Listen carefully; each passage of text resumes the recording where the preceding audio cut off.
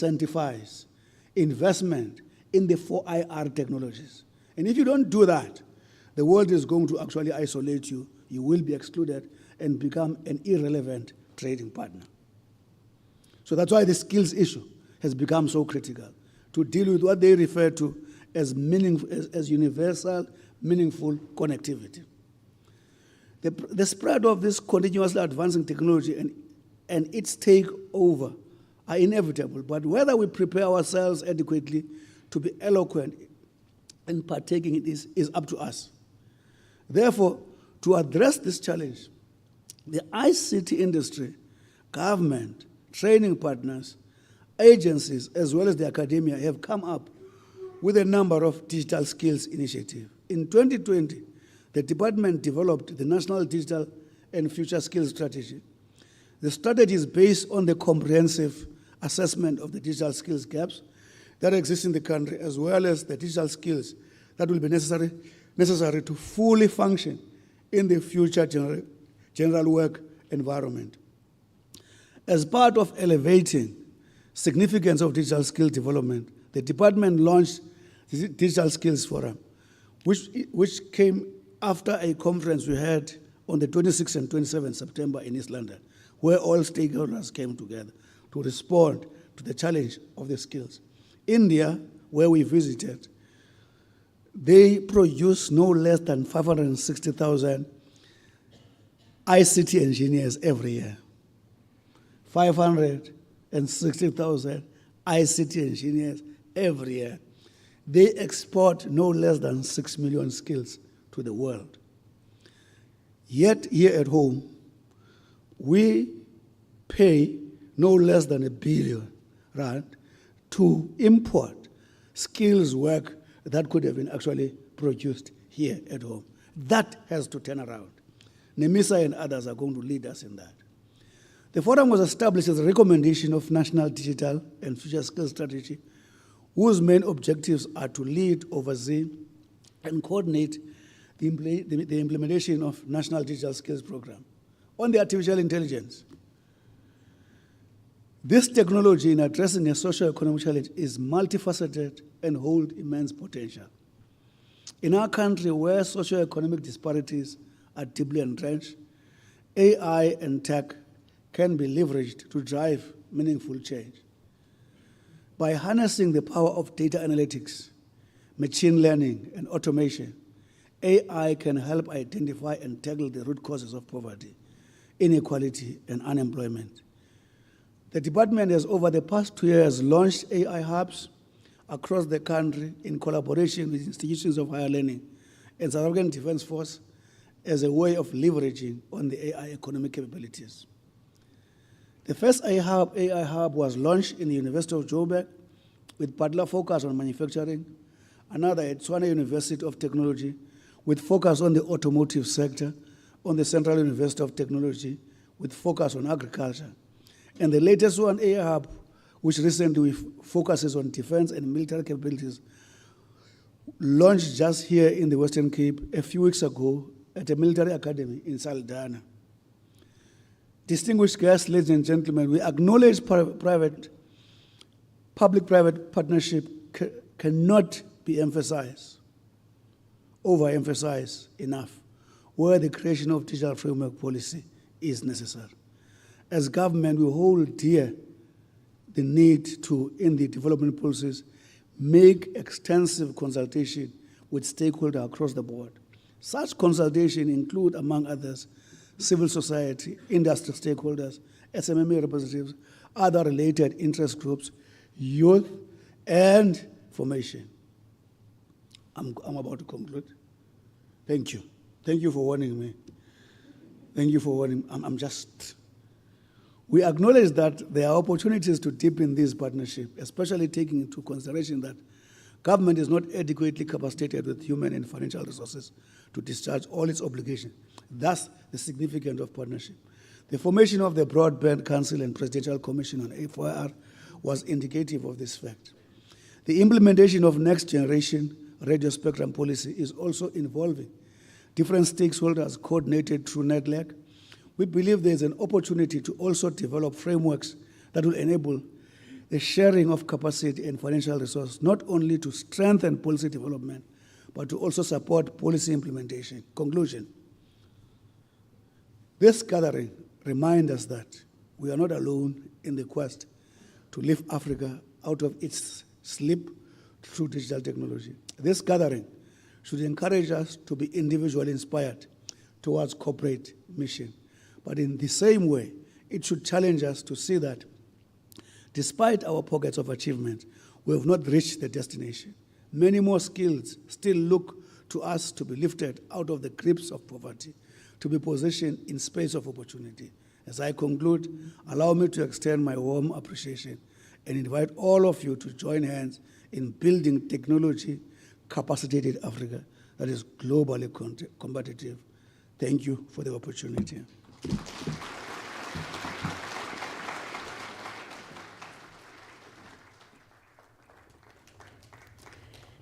Thank you so much for that, Honourable Mr. Mondli Gungubele, our Minister today. Thank you for your encouraging and inspiring words, and I look forward to the innovation that will result out of that address. It's great to hear you state those statistics, but also to say we haven't yet arrived and there is work to be done. All right, so we're moving on with our program, and as I said a little bit earlier on today, we're going to have workshops, keynote addresses, as well as panel discussions, and we're going to go right into our first panel discussion now. I want to give everyone who's standing at the back an opportunity to find seats, so whilst I'm introducing those coming on stage, please make eye contact with those who have open spaces and see if you can grab yourself a seat as well.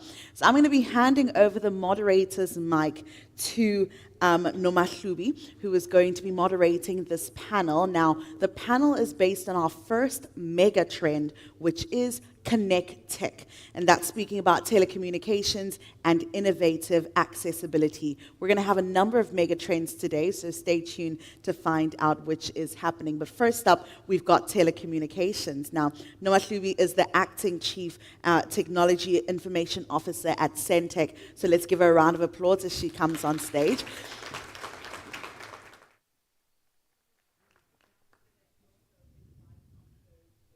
Other panelists who will join her, and then I'm going to walk off the stage and give them an opportunity. So we've got Acting Executive Broadband Centec, we've got Mapula Khari, if we can give her a round of applause as well. We've got the 4IR Commissioner at the Presidential Commission on the 4th Industrial Commission and CEO of MDI Hub, that is Mr. Joseph Ndaba. Let's give him a round of applause.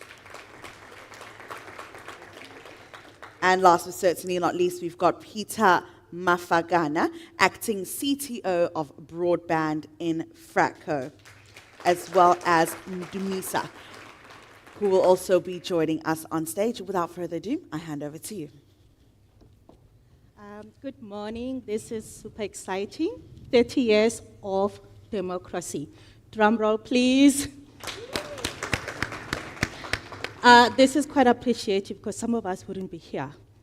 But we're here to converse around broadband and how it is the backbone of digital transformation.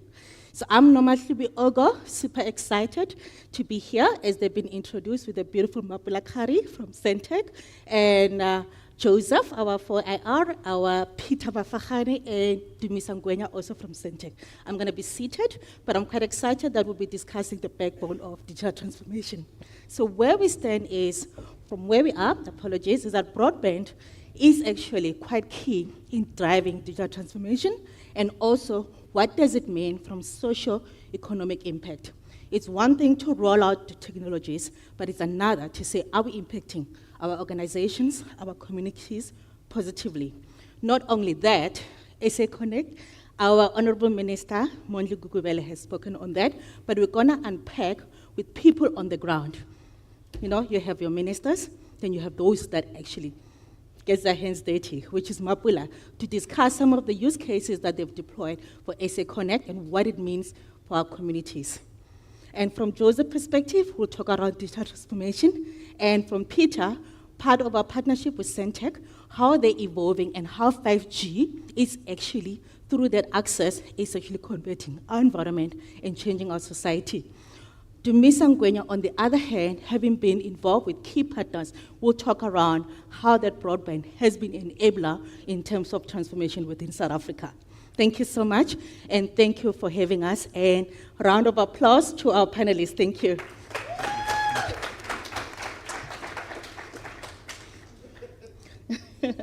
I'm going to start with Peter, who is the acting CTIO in broadband in FRACO. Peter, what does South Africa's broadband landscape look like? Yeah, good morning. The South African broadband market, it has been very active, very competitive.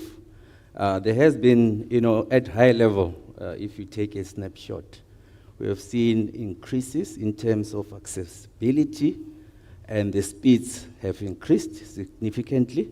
And that is due to, there has been quite a lot of investment, in the infrastructure from both government and public. I mean, if you look at the investment in the last year alone, there was over 10 billion, of capital expenditure from both government and private operators. And we have seen also a lot of, activity in terms of the core long distance fiber network. We have seen influx of undersea cables. We have a lot of undersea cables. So that means faster internet, cheaper internet, and more reliability. I think we've seen the evidence last month when there was a break in the West Coast, and we affected a little bit, but life continued. We're still connected. And there's a lot of activity as well in the access side in terms of fiber to the home. The wireless market is continuing. I mean, there's 5G rollouts beginning to gather some speeds, and fixed wireless connectivity, so it's exciting. But, despite that, we still have the problem of cost and accessibility in, the rural, the farms, and, the areas out of the major metros, the main towns. And unfortunately, that hasn't closed, the digital divide. So we still have that problem. And I think this is what the Honorable Minister addressed earlier. There has been, I think the government has realized that problem, and there's intervention. So the intervention is the SA Connect project, which is the flagship, project in terms of closing the gap that is existing.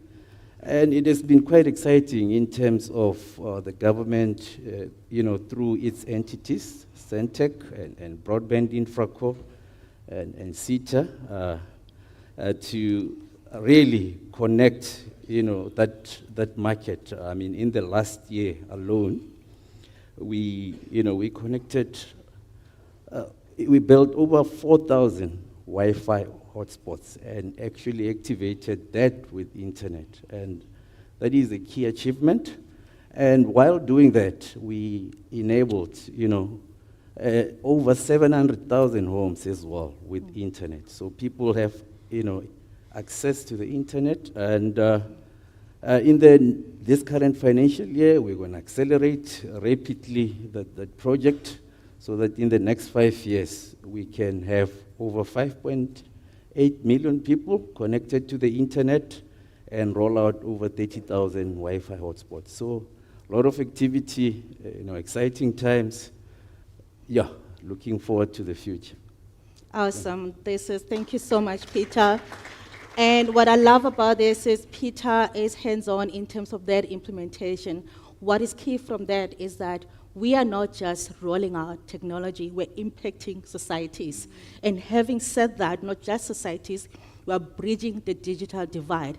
It's not just the saying, but it's actually being put to place, as our Honorable Minister has alluded to. And Peter, thank you for that. And next one, Joseph, good to see you again. This is our hot date with Joseph. We only meet once a year, Africa Tech Week, so it's very important. Joseph is our 4IR Commissioner at the Presidential Commission on Fourth Industrial Revolution. So Joseph and CEO of MDI Hub, welcome. How does broadband fuel digital transformation and social progress? I think, good morning again, Minister. I think the first thing that you need to look at is why, as South Africans, do we need to appreciate what government is actually doing? That's the first thing that you need to be looking at. I was listening to the minister, I'm listening to my colleague to say, we are actually making serious strides within, this industry of tech, because looking like a few years back, we're not actually where we are today. So the first thing that, I'm looking at is the leadership, you see. I'm glad that the minister is quite an accessible minister in terms of, being always there. So for us to actually get it right within the broadband space, we need the leadership, you see that.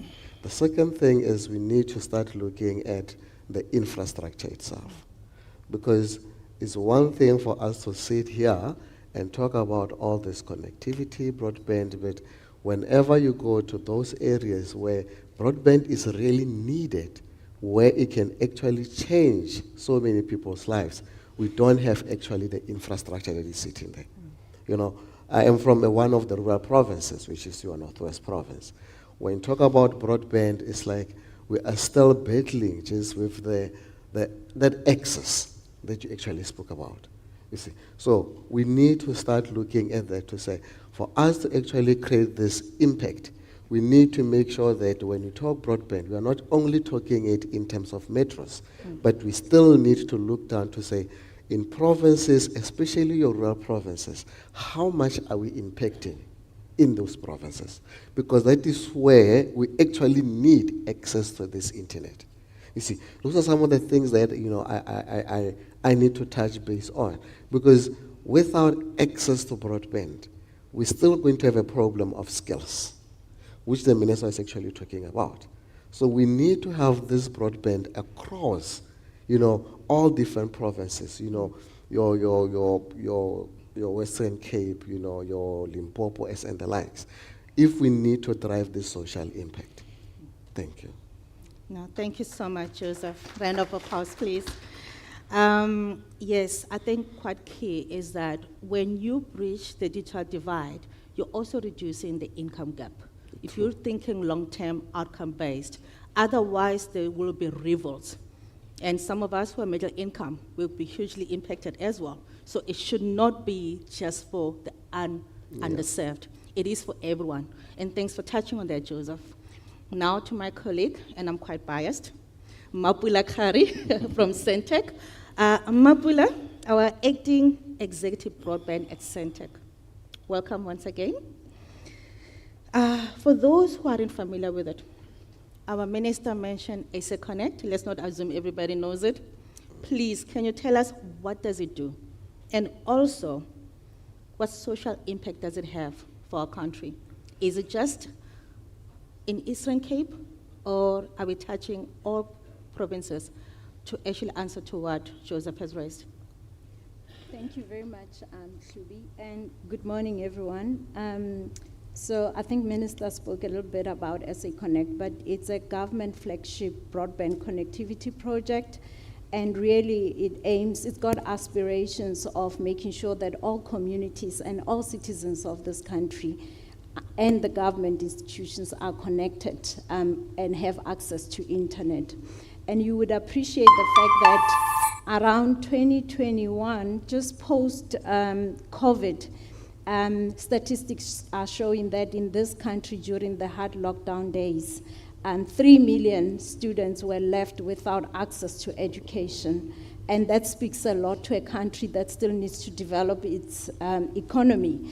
And also just the impact that it had to our learners, because it was quite a long time. So Cabinet in 2013 signed into policy the National Broadband Policy, which aims to make sure that, firstly, all the citizens of this country have access to affordable, reliable, and can be able to communicate with government at high speeds internet access.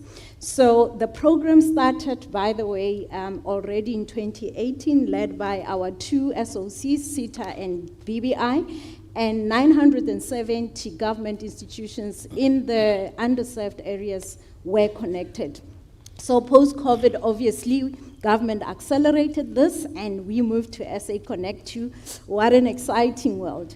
Last year, this time, we were sitting here, and I had a lady in the panel saying, if government comes back next year and still tells us about building broadband infrastructure, really, we are crippling this country. I'm glad that I'm back this year to report what the minister has just shared, the fact that we are close to 1 million households who never had access to internet in the last 3 years. Yes, DG, you can clap. I think this is great stride. I felt so bad being in a panel like that last year. So I'm here to brag, and I think Minister did justice to that. Yeah. You talk about the socio-economic impact. Firstly, let me address the issue of what does SA Connect program do. Through our shareholder DCDT in 2021, we revised the initial SA Connect, which was fully focused on just connecting 44,000 government institutions. Post-COVID, with all the risks that we faced, access to health was crippled, access to education was crippled. We couldn't transact with any market. We were shut down, literally. And we then revised those targets to make the project into 3 components, one being close the digital gaps of all the municipalities that were in the underserved areas. And we found out that with the 17 million households in South Africa, only 5 million households do not have access to communication. So BBI and Centec does that through the high demand spectrum allocation to the 6 telcos. They will be responsible for closing the schools, clinics, and the traditional authorities gaps, and CETA will continue then to connect and upgrade the connectivity speeds in the institution. I told you I'm gonna brag. We have 20 minutes. So now, the fact that we have been able to progress that much, I think Peter also touched on it, Joseph spoke a little bit around this.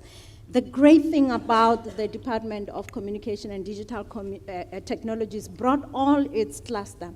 We are not just dumping infrastructure in these areas. We have brought everyone on board. So there's a case, our very first use case was done in Emaxesibeni, known as Mount Alief. And the population in Mount Alief in this small rural town is about 5,400. And it's got about 7 or 8 villages. Our very first touch point was so strange. That village just sits on the valley of the Simaka mountain, and all the telcos are on that mountain. But none of the villages at the bottom were accessing internet. So BBI and Centec joined hands together, aggregated its infrastructure, and together with some SMMEs, ANPs, and ISPs, we joined hands and we provisioned internet connectivity to 500 households there. When we started the very first week of rollout, talk about socio-economic impact. The villagers, mostly as the young ones would have immigrated to more metros, they were downloading. I mean, I remember having a conversation with one of the Siya Showmax, Siya Netflix, Alana. That was the first week. When we came back 3 months later, when we had completed, the socio-economic impact was quite huge. The small businesses that could only operate in one of the village in Qitwa. There was a small business guy who runs a chisanyama there. was able to expand their business to the four adjacent villages to their Chisanyama. So it increased access to market, obviously, number one. The second thing was the grannies who used to go to town to just withdraw money or transact, make loan applications and all of that, they were able to browse their banks and do transactions on the bank. Thirdly, which was very, very key, a lot of youth are unemployed in the country. Some of the youths that we've met, they were saying it cost them 70 rand to go to town. Can you imagine buying a 1 gig for 5 rand? Now they were able to access services that they had to go to an internet cafe, print from the National Treasury portal to access tenders and access the, so that they can participate in the economy. Now they were able to do this from the comfort of their homes. So the things that we take for granted because we have access to them, to some people they are huge changes. And for that we're quite excited to say we have seen e-learning improving. We have seen accesses to government services that people used to travel distances for it.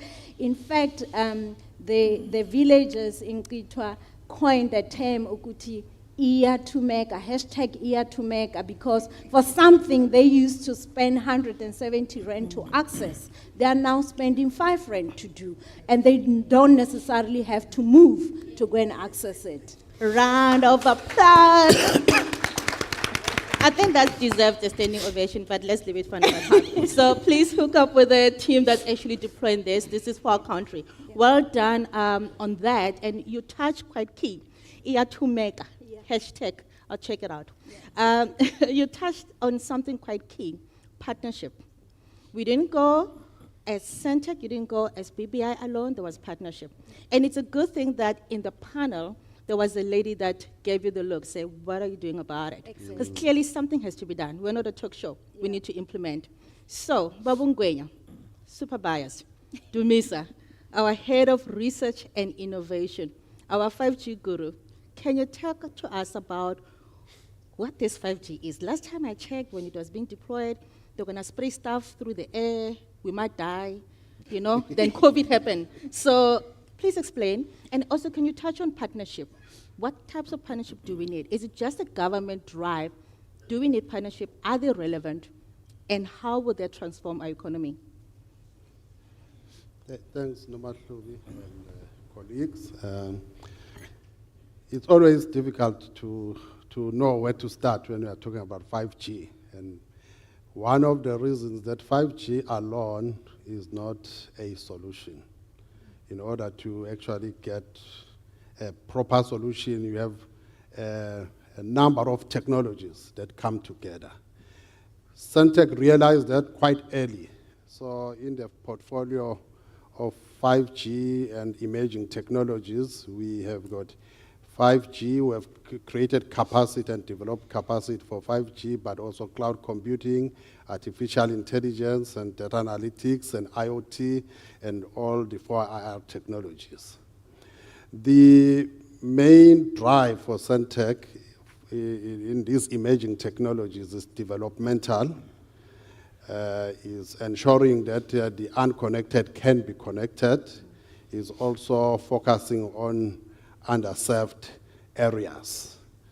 That, of course, comes with a lot of challenges. When 5G started, everyone had this idea that 5G can only work in upmarket. The problem with that is that in South Africa, the majority is not upmarket. So in order for them to benefit from such technologies, we have to find solutions for them. Now, that really drive, or is what drives Centec to initiate the journey and where we are now. We started in March 2020, and were among the first adopters of 5G in Africa, in the sense that on 20 March 2020, we mounted 2 trial sites, and then we continued from there on. And when we started with 5G, we started from clean slate It was 5G, new radio. So we can say that we are really the first adopters of 5G in South Africa. We currently looking at a few activities, in particular in peri-urban.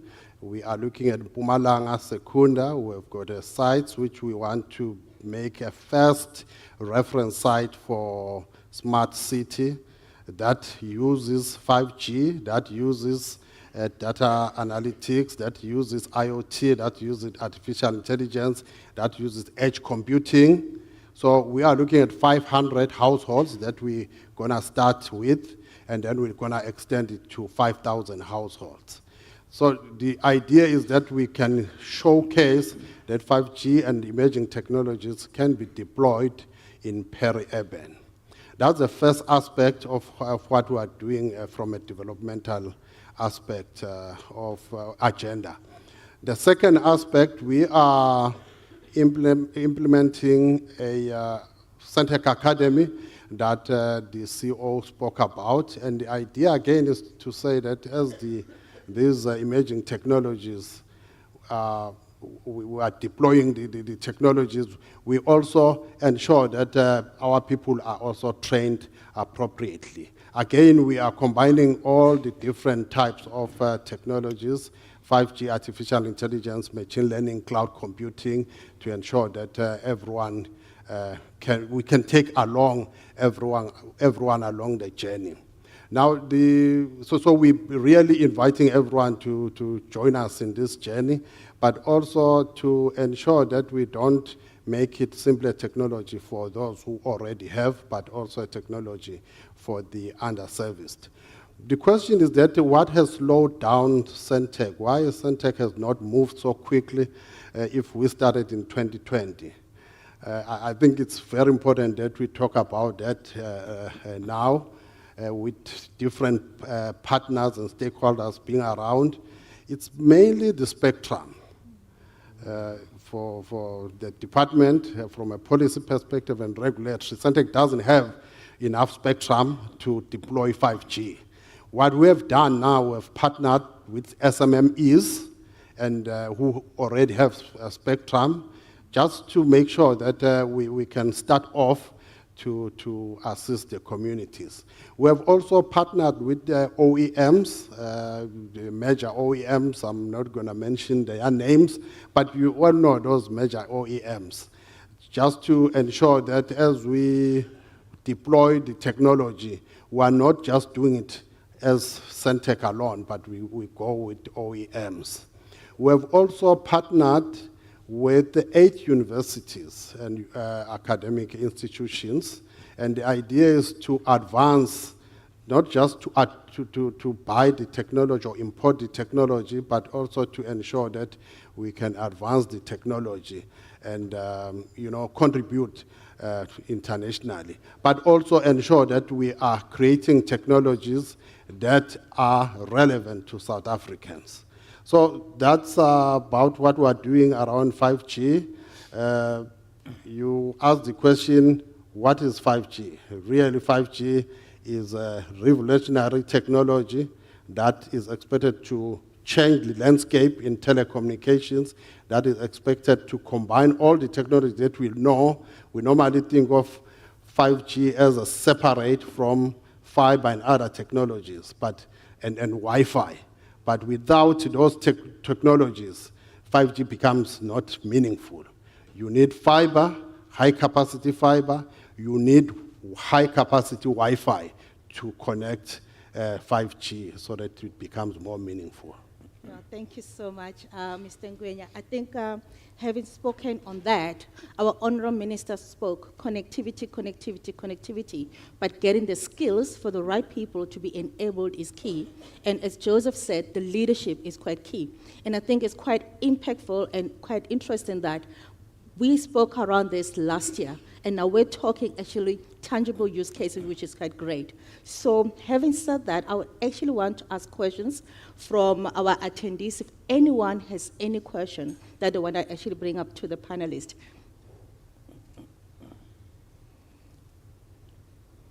Super quiet. I see a hand. If someone can please help us. Sorry, you're going to have to excuse my voice on the side. Ronald Koch.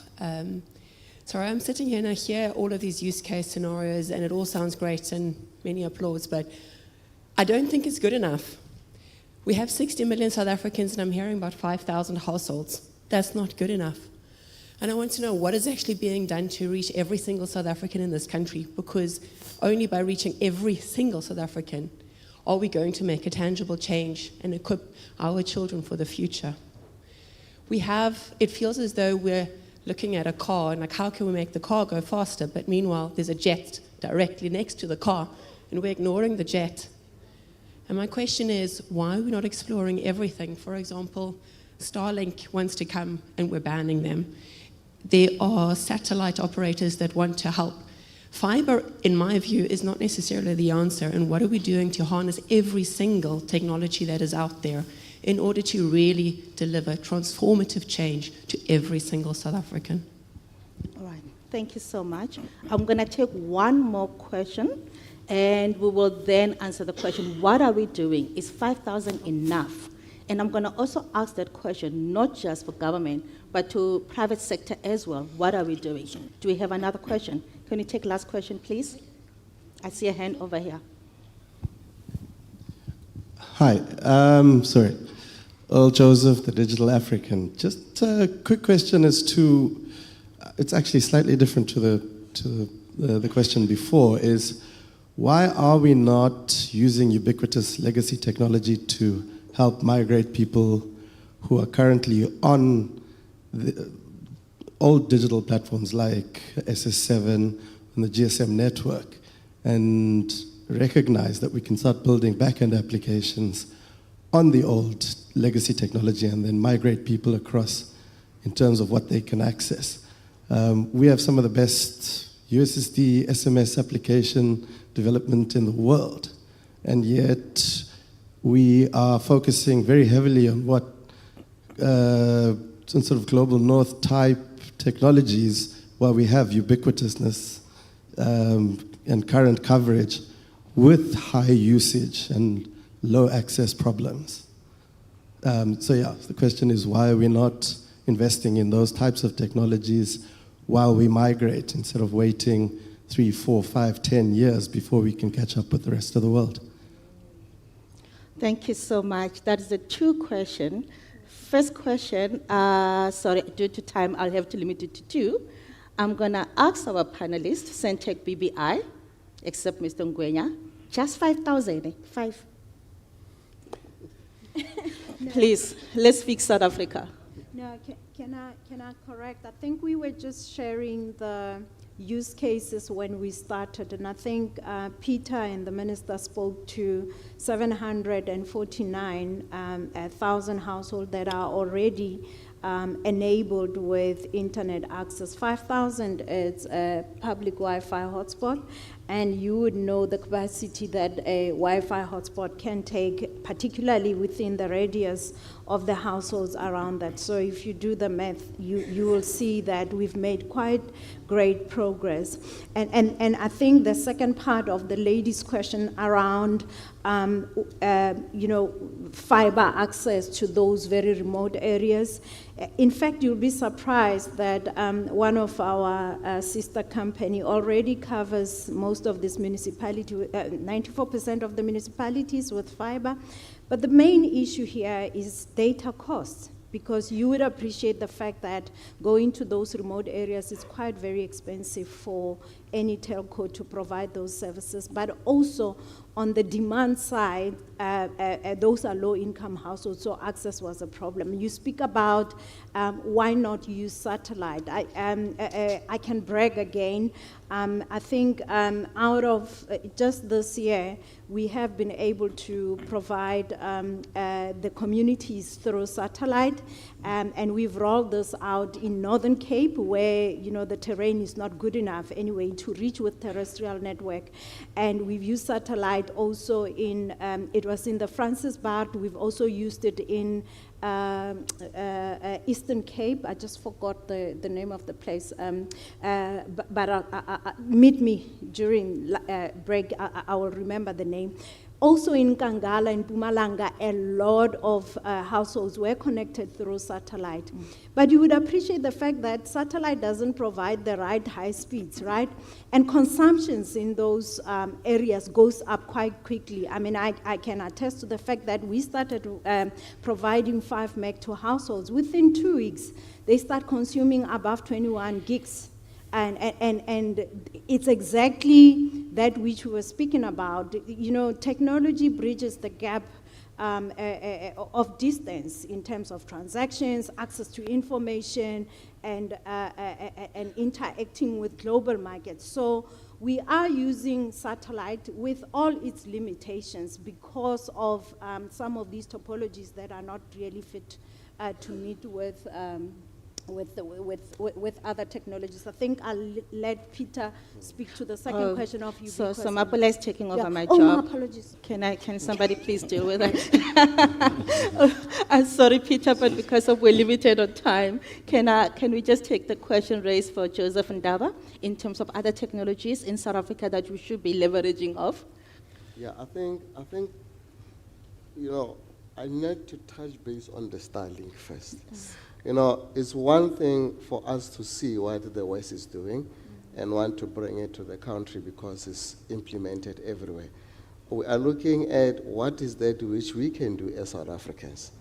Do we have capabilities, like the minister was saying, to say, what is Starlink is doing? Can we have something similar that is homegrown that we can actually look at to say, as South African, we also have something similar to that we can actually deploy.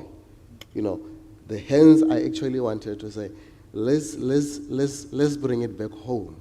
To say, within South Africa, we do have those capabilities. We just mentioned the satellite. Can we then be able to focus on what we have at home so as also Africa can actually come tap into South Africa to say, we need to actually implement what you have implemented. You know, you look at your legacy systems. It's fine that they are there, but who actually controls them? You see, because remember, right now we are trying to make sure that everybody in the country has access, and everybody actually in this country benefits in the economy of South Africa. So we also need to say, this legacy system, who is actually sitting with them? Can we also be able, transparent enough to say, we have these legacy systems, we can actually go back to them, but who is actually controlling this legacy system? Yeah, no, thank you so much, Joseph. And I'm quite keen to connect with the gentleman that raised that question, because you've raised quite a few interesting solutions. Let's converse, nothing committal, because we don't want to have this Africa Tech Week, Centec Africa Tech Week, just to be a talk show, but see if we can actually partner in deploying these solutions for our country. Having said that, I would like to thank each and every one of you on this 30 years of democracy, Centec Africa Tech Week. And please, a round of applause to our panelists. The term was too short, but we can meet outside and have more conversations. Thank you so much, and have a good day. Thank you so much for that, Mapula, as well as your panelists. I'm just going to ask if all panelists could make their way to the side of the stage so we can grab your microphones and not eavesdrop in your conversations. Thank you again for that panel discussion. Are you learning something? Yes? Wonderful, wonderful. We are here to learn, we are here to grow, we are here to develop, and we are here to walk out with a call to action, which is to innovate. So we're going to move on straight to our next panel discussion. We're going to have a panel discussion, a short tech talk, and then we're going to have a short break. But this panel discussion is going to be moderated by myself, and we are discussing unlocking your data goldmine. So that's the topic of the discussion today. And I'd like to ask my panelists to join me on stage. I've got Jordan Seke, who is a CRM advocate, a strategist, as well as a change manager at Wits University. If we can give him a round of applause as he comes on stage. If you could join me. And then we've got also Mr. Stephen Tehla, who managed infrastructure business portfolio manager at Centec. So you could sit right here. If you could join me on stage as well, sir. Thank you so much. And then I've just been informed Jesse is getting mic'd up. We're going to be joined by Jesse Severance, who is the group director of AdTech and Martech Jumia Group. So if we can give all of them a round of applause, and we'll just wait for her to make her way on stage as well. Wonderful. So whilst waiting for my third panelist to join me, just a quick introduction. We are talking about, like I said, unlocking your data goldmine and what that entails, dealing with the disparity of data quality and how businesses can clean out the trash and tap into opportunities in regards to data. We're just going to wait for me, don't worry. You don't have to rush. If we can give our third panelist a round of applause as she joins me on stage as well. Welcome, Jesse. So I'm going to start with you, Mr. Seke. As a CRM advocate, strategist, and change manager at Wits University, you have the rare transdisciplinary knowledge which brings in academia, industry, and everything else put together. And so my question to you is, what are those disparities that are faced in data quality, that businesses face rather, in terms of data quality, and what impact do these disparities have on enterprises? Yeah, thank you very much, program director and moderator in this time. Before I kind of like answer your question, which is very crucial, let's lay the foundation around what is data. Data in business is a full entity on its own that is led or constrained by business processes. But in philosophy, people call data as things that is known or that we know or assume as fact that they use as the basis of calculation or reasoning. But in that particular perspective, when we're talking about data or disparity in data, let me highlight 6 fundamentals. The first one, because you will notice in many organizations, there is what we call a data silo. That is due by the fact that in each and different department, people use their own database for term of references, and that doesn't talk to each other. The second aspect that we have to look at is basically the inaccurate or incomplete data entry due to human error.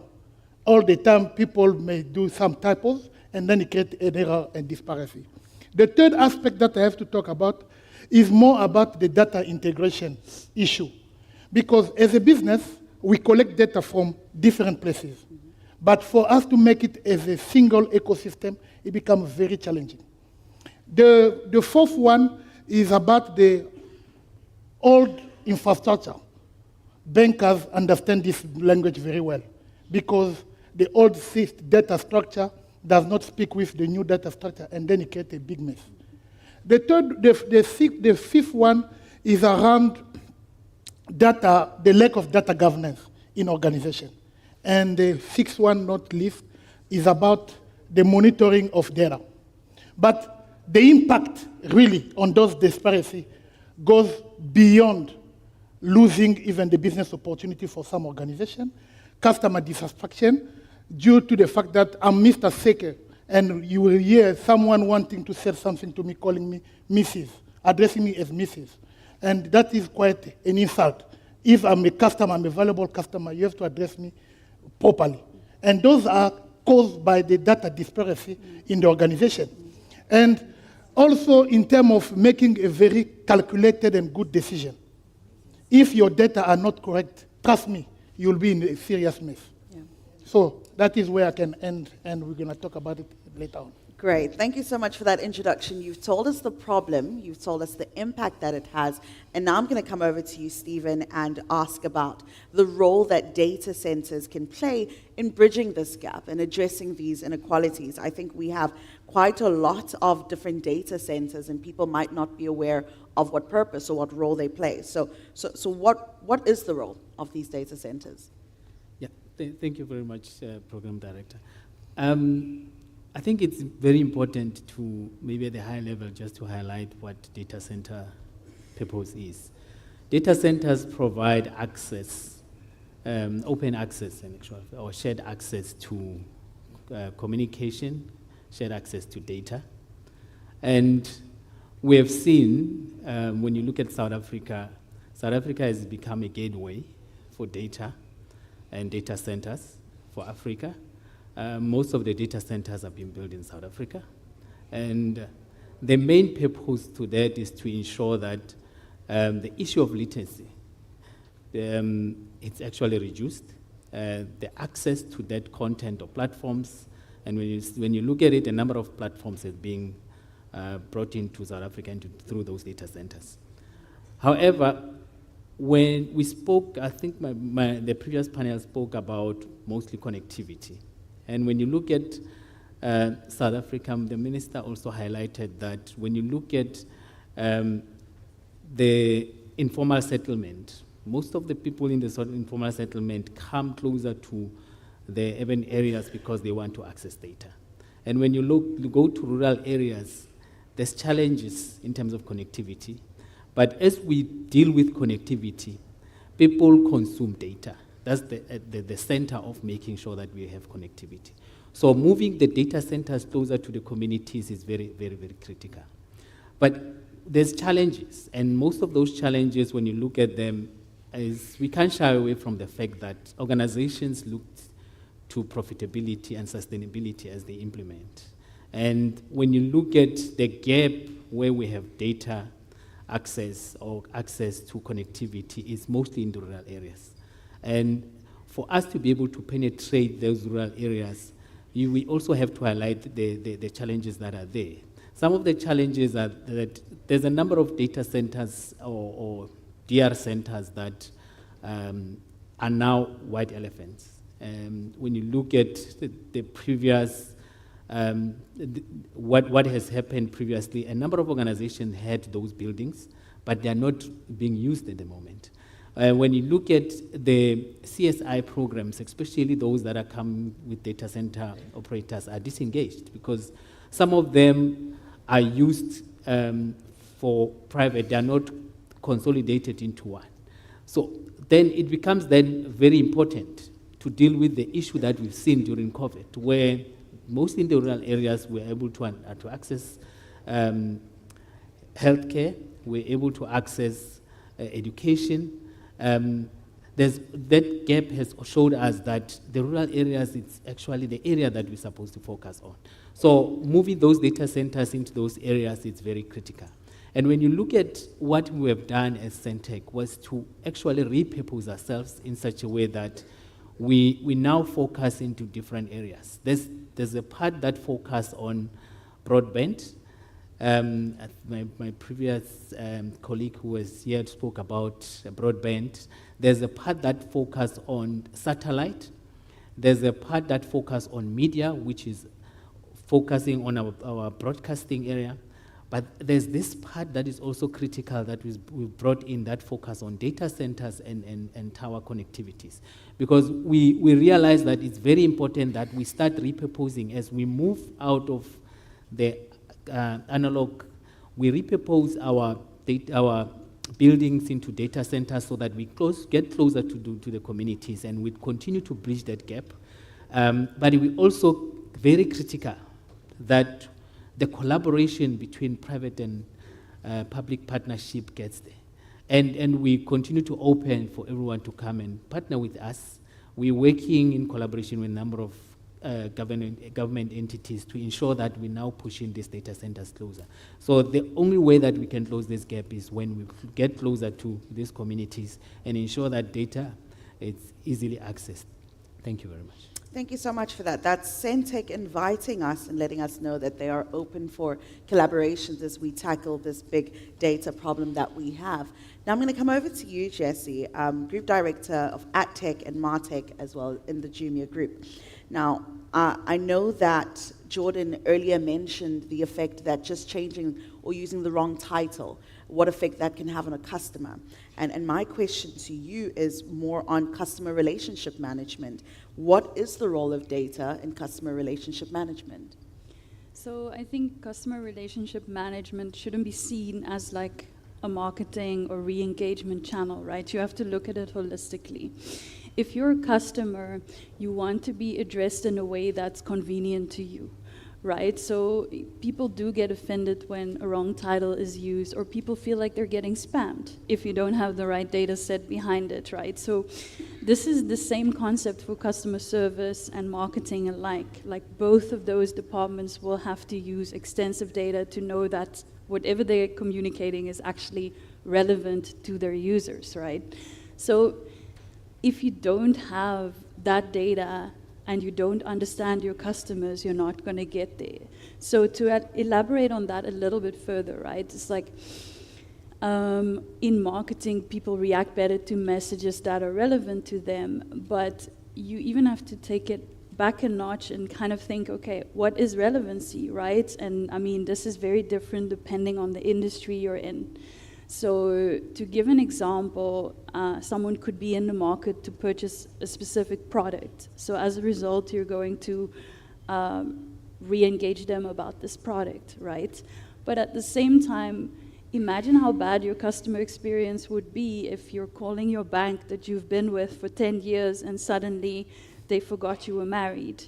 And it's those kind of small intricacies that make sure you need that data, but you also need to understand what your customers are sensitive about and what not. If you don't have the baseline of data with the granularity you need, you will not be able to make the right decisions on re-engaging with your customers. I mean, you can't go to a customer and say, hey, we saw you added something to your basket 2 weeks ago. Would you maybe like to check it out? No. Customers today expect that this is the product you added to basket. Now there's a discount on it. This discount is personal to you because we saw you looked at it a few times. And if you check out in the next 7 hours, then you get that discount. So that's the expectation, basically. Thank you so much for that, Jessie. And I guess my question to all panelists now, as you've mentioned, is what are some of those strategies, you've already started speaking about it, that you would recommend for businesses, as we are here at Africa Tech Week? We've got a lot of businesses represented, as well as joined online, and they would like to know, what can they do about this? How can they make better use of their data and improve data quality? So I'm going to start right back with you, Jordan. Yep, thank you very much. And I think Jessie highlighted few impact that the disparity of data can cause to your organization or your brand. But beyond that, we have to, as an organization, in terms of strategy, we have to start implementing some data governance in place. Because the risk, the regulatory risk, can be massive onto your organization. If the regulator caught you in the wrongdoing, you can pay a lot of money, and you can even go out of business. So we have to implement a data governance program or policy within our organization. We have to go beyond creating or implementing a master data management where all the entry got validated beforehand. Because the human error, there is no way that we can go away with that unless we adopt some kind of automatization and standardization within that particular organization. Thank you for that. Would you like to add on to that as well? Yeah, I think from my side, what becomes important is to know that with data, it's garbage in, garbage out. So it's very important that as you put your data together, there's certain standards that you need to follow. Your data standards is very important. But also ethical data culture and usage of the data is very critical. So your strategies has to ensure that, as I add on my colleague, that it follows those standards and the governance to ensure that as you are using that data or as you are posting the data that will then be used on the other side, it's a quality data and it's data that is important to be utilized. So would you say quality over quantity then? Somewhat. And lastly, yourself, Jessie, would you like to add to that? Yeah, I would say, I mean, obviously you need governance, right? You need to build a platform where you can make the data accessible and this needs to be a compliant platform. And that's not easy depending on what market you operate in, or in case of Jumia, we operate across 11 countries with 11 different regulations, right? So it's very important that when you set up a customer data platform, you do this with your legal, your compliance, your marketing team, your customer experience team, because it's no longer, 15 years ago, you create a data hub where you store your data and you use it for reporting and that's it, right? In today's world, you need access to a tool, and these tools are becoming more and more affordable, where you can draw conclusions on this data. So in the past, you might have needed a data scientist, a machine learning engineer to create an audience segment and do a prediction on what this group of users would do next. But today there are like off-the-shelf solutions there, and if you do the setup correctly, you feed the right data into them, you can now do churn analysis on which customers are likely to leave you, and how would you be able to get them back. And I mean, the key there still is knowing who the customer is, but at the same time also drawing those conclusions from the data at scale, right? I'm going to try and squeeze in one final question, because I've heard all of you talk about a little bit on ethics. So I want to speak a little bit about ethics and cybersecurity, because as you've mentioned, when it comes to data, from a customer perspective, I don't know how much access you have to my data, and that makes me feel a little bit uneasy with all the spam emails that we receive. So we close up this panel discussion, I think if you could give us a statement from a customer perspective and from an organizational perspective of how we can better access data and use data while it's taken into consideration all the ethics